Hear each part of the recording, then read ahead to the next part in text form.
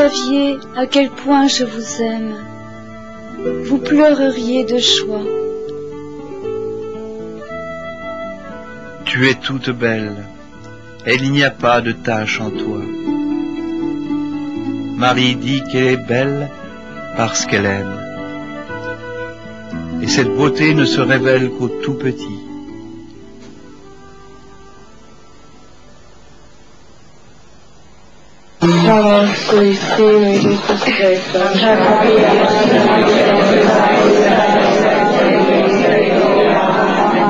Oče naš koji jesi na nebesima, svet se ime.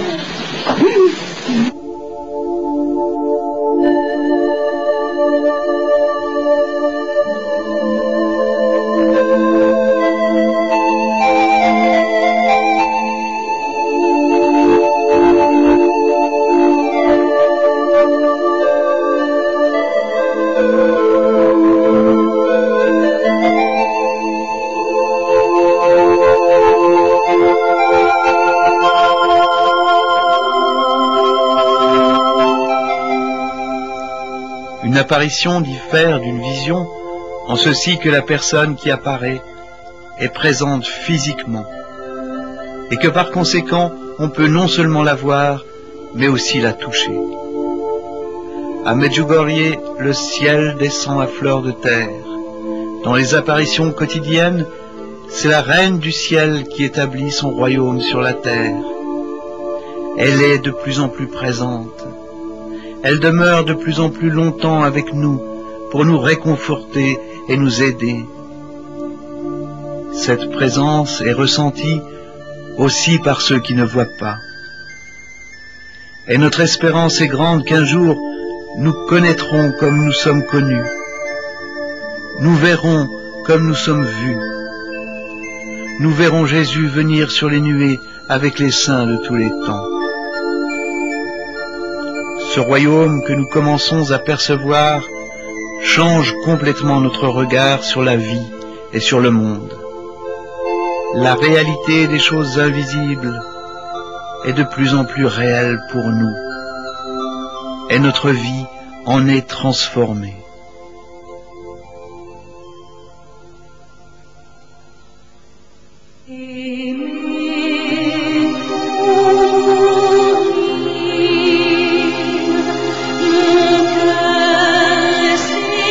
Jésus nous avait prévenus, veillez et priez, car vous ne savez ni le jour ni l'heure. Il nous l'a redit, priez sans cesse. Et saint Paul à plusieurs reprises nous exhorte sur la prière. Vivez dans la prière et les supplications. Priez en tout temps, dans l'esprit. Apportez-y une vigilance inlassable et intercédez pour tous les saints.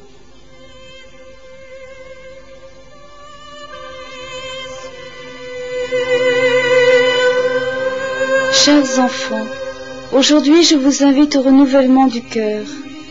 Ouvrez-vous à Dieu et donnez-lui toutes vos difficultés et vos croix, pour que Dieu transforme tout en joie.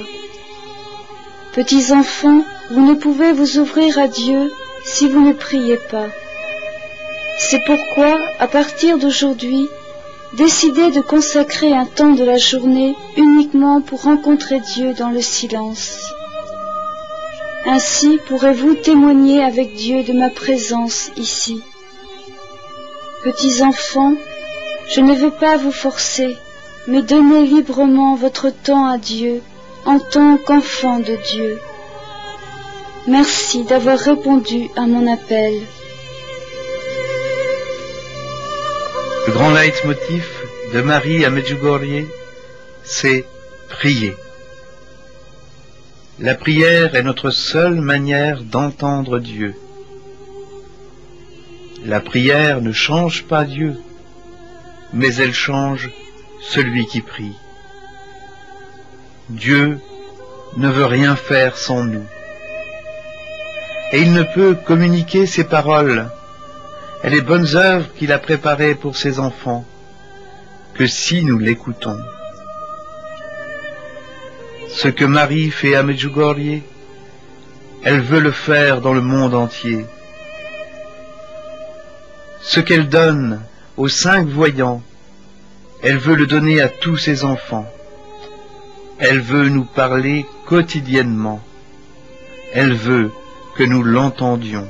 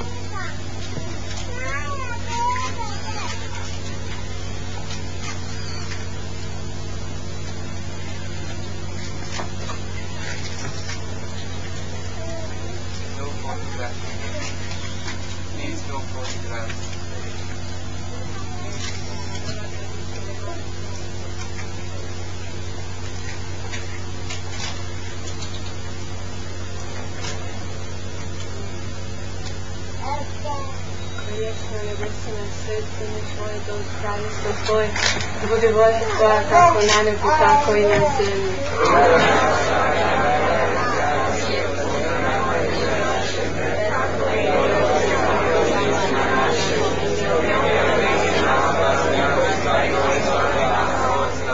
Slava Otcu i Sinu i Duhu Svetom. Kako bijaše na početku, tako i sada i sada i vijeke vjekova.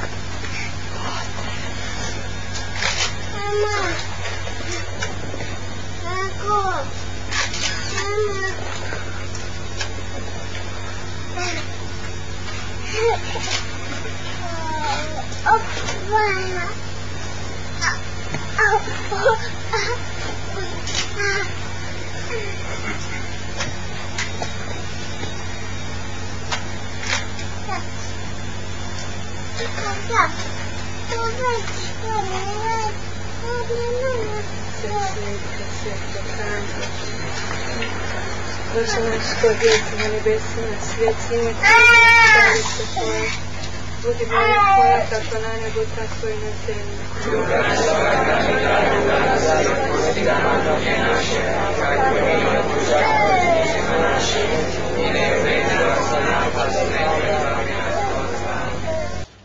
Ime Otca i Sina i Duha Svetog, amen. Oče naš koji jesi na nebesima, sveti se ime Tvoje, dođi kraljestvo Tvoje, budi volja Tvoja, kako na nebu, tako i na zemlji. Kruh naš svagda.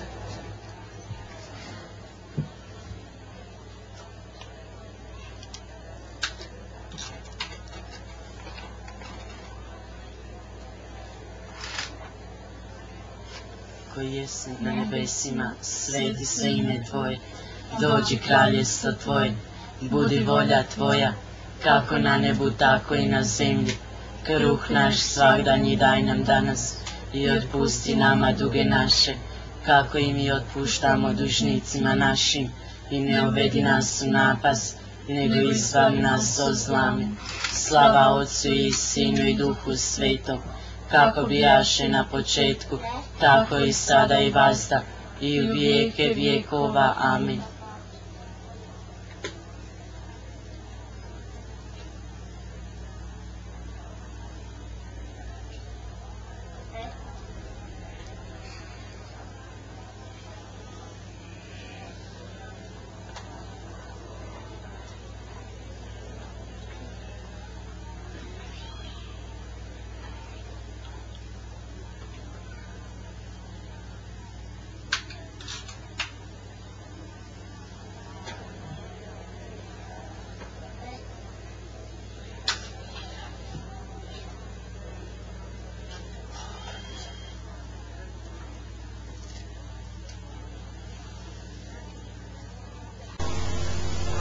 Medjugorje, j'en avais entendu parler déjà depuis 1984, mais je m'étais jamais décidé à y venir.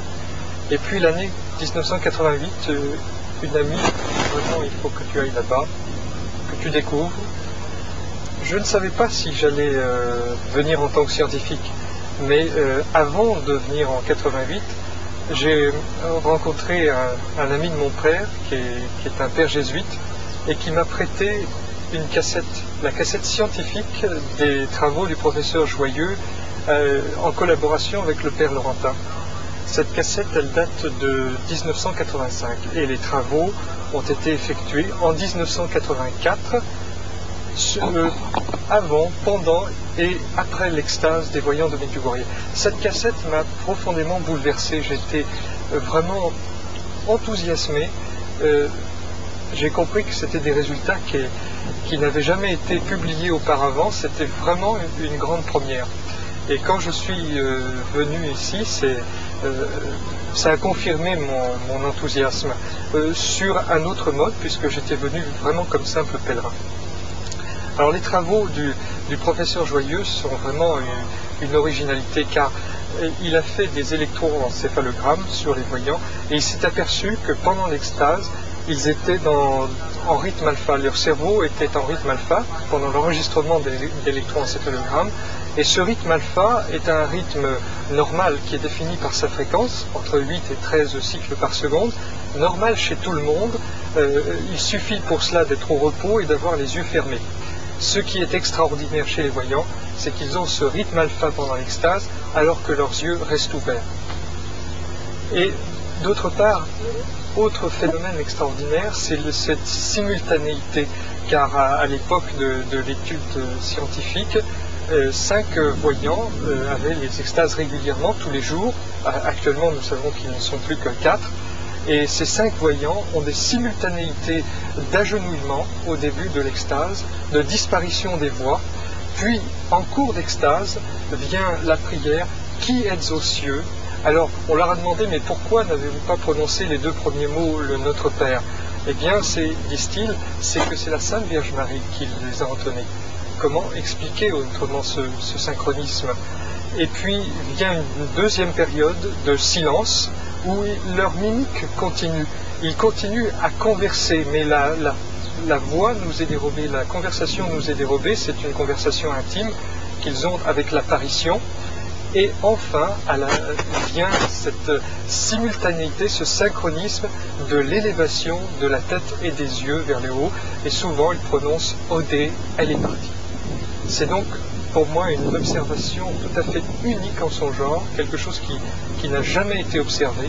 Et je crois que le mérite du professeur Joyeux, puis aussi des médecins italiens en 1985 qui sont venus compléter ces résultats, est de montrer que la collaboration est de nouveau possible entre la science et la foi. Vous savez qu'il y a 6 jeunes qui ont vu la Sainte Vierge en 81 et 4 continuent à la voir tous les jours, les 2 autres la voient une fois par an. Il y a donc Ivan, Vitska, Maria et Yakov qui quotidiennement, à 7h moins 20 minutes avant l'heure de la messe, voient la Sainte Vierge. Et la Vierge leur apparaît de telle sorte qu'ils la voient comme une personne normale. Elle vient avec son corps, ils peuvent la toucher, ils peuvent bien sûr entendre sa voix, ils peuvent même l'embrasser, lui serrer la main, tirer son voile. Elle est complètement normale en 3 dimensions avec une pesanteur, un corps, une matière. Bon, comme Jésus, quand il est apparu, il a mangé du poisson, il a dit « touchez-moi », là on peut toucher la Sainte Vierge. À une époque où les mères sont très peu à la maison, à une époque où les mères quittent les foyers pour aller faire 1000 autres choses plutôt que d'être avec les enfants, eh bien la Vierge nous donne l'exemple d'une mère qui est constamment avec ses enfants, et sans doute parce qu'elle a, avec son cœur de mère et surtout avec ses yeux qui voient tout dans la pure lumière de Dieu, elle voit bien la détresse de notre monde et elle voit le besoin immense qu'ont ces enfants d'avoir leur mère et une mère céleste qui vient donc les aider. On a tellement dit que Dieu était mort, on a tellement dit qu'on était assez grand pour se passer de lui, on a tellement dit que finalement la science allait tout résoudre et tout ça. On se comporte comme des orphelins et quand on a une peine, une souffrance, une détresse, eh bien on tombe dans le vide, quoi. On n'a personne finalement vers qui crier. Et la Vierge est venue à Medjugorje pour nous dire, voilà, surtout dans un pays communiste, à l'époque en 80, il y avait encore les communistes, je suis venue pour vous dire que Dieu existe. Et lorsqu'elle vient à Medjugorje tous les jours, c'est dans le but de nous visiter profondément, c'est dans le but de nous guérir profondément de cette solitude mauvaise et fausse que nous portons en notre cœur, cette solitude d'orphelin alors que nous ne sommes pas. La vérité, c'est que nous ne sommes pas orphelins. La vérité, c'est que nous avons un père et une mère, et la Vierge demande que prenions tous comme père notre Père du ciel dans toutes les familles, et comme mère elle-même, la Sainte Vierge, comme notre mère du ciel. Alors quand elle parle du vide comme de la plaie peut-être la plus sordide, la plus abominable, la plus terrible de notre société, et celle qui torture intimement le cœur de l'homme. La médecine a fait d'énormes progrès, maintenant on guérit des choses extraordinaires, on peut faire des tours de passe-passe avec les organes pour sauver des vies de manière extraordinaire, n'empêche que jamais encore, comme auparavant, on a souffert autant dans notre cœur qu'à notre époque. Alors qu'est-ce que c'est que le goutte à goutte? C'est un système très simple. On prend une grande surface d'eau, un lac par exemple, et par un système de tuyaux avec des pressions bien sûr, on attire l'eau dans ces tuyaux qui vont vers les grandes zones désertiques et on plante des petites pousses, alors voilà, des petites pousses de tailles différentes, avec tous les arbres à fruits qu'on peut imaginer. Et on fait passer une série de petits tuyaux le long de ces rangées de petites plantes. Et au pied de chaque plant, on perce un petit trou dans ces petits tuyaux en plastique noir qui sont au ras de la terre. Et toutes les 10 secondes, le petit trou va dispenser à la petite plante une goutte d'eau. Et par effet de capillarité, l'eau va rentrer dans la terre, juste la quantité qu'il faut pour la plante à cette heure-là de la journée et à ce moment-là de la saison. Alors, selon que c'est à midi ou le soir ou que la plante a telle taille, bien sûr, tout est calculé pour que l'eau soit suffisante pour la croissance de la plante. Et ce goutte à goutte va permettre donc à la plante de croître, de se développer, de vivre et de porter du fruit. Et alors, la Sainte Vierge a cette image. Et elle nous dit, la prière, c'est ce goutte à goutte. Vous voyez, dans ce vide que nous portons en nous-mêmes et qui nous fait mal et dont nous avons peur, nous avons même l'angoisse du vide. Le vide est le contraire de notre vocation. Donc c'est pour nous une angoisse très profonde. Et la Vierge vient nous sauver de cette angoisse, de ce trou noir, et elle vient elle-même brancher le goutte à goutte. Et c'est très beau de voir que dans les choses qu'elle nous enseigne à Medjugorje, les choses qu'elle nous fait redécouvrir, c'est de l'importance de chacun de nous dans le grand plan que Dieu a sur l'humanité. Mais elle dit ça à chacun de nous parce que justement, ayant vu le projet de Dieu sur chacune de nos vies et voulant nous aider à le réaliser dans sa plénitude, elle voit l'importance que chacun a dans le grand plan de Dieu. Et là aussi, il n'y a pas d'exception. Personne ne peut se dire « je suis trop nul, je suis raté, je suis trop enfoncé dans le mal, je suis trop malade, trop faible, trop vieux, trop handicapé ». Non, chacun de nous a son importance et justement par la prière, nous allons connaître le plan de Dieu sur notre vie. On ne va pas le connaître avec l'astrologie, on ne va pas le connaître avec la tireuse de cartes, avec le tarot, avec les tables tournantes, le spiritisme. Tout ça va nous éloigner, tout ça, ça vient de Satan, il faut le dire. C'est divination, tout ça, le spiritisme, là, c'est Dieu a horreur de ces choses-là, c'est de l'abomination complète. Et le Seigneur nous dit, dans la prière, la Vierge nous dit, pardon, dans la prière, vous allez connaître la volonté de Dieu, parce que, justement, ce plan, ce projet que Dieu a sur chacune de nos vies, cette vocation unique et intime que nous portons en nous-mêmes, comme une lettre d'amour codée, eh bien, c'est seulement dans ce cœur à cœur d'amour, dans la prière, que Dieu va pouvoir le murmurer à notre cœur.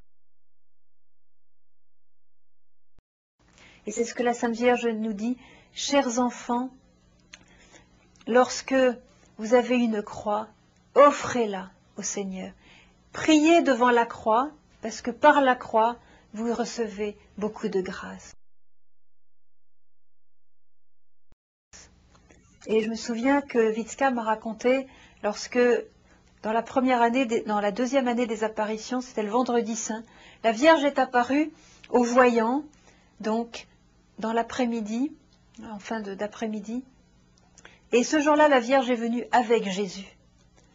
Et la Vierge a dit aux voyants, voilà, je suis venue aujourd'hui avec mon fils, pour que vous voyiez combien il a souffert pour vous. Et les voyants m'ont dit, mais Jésus était là, il se tenait debout à côté d'elle, il avait sa couronne d'épines. Son visage était ravagé, son visage était maculé de sang.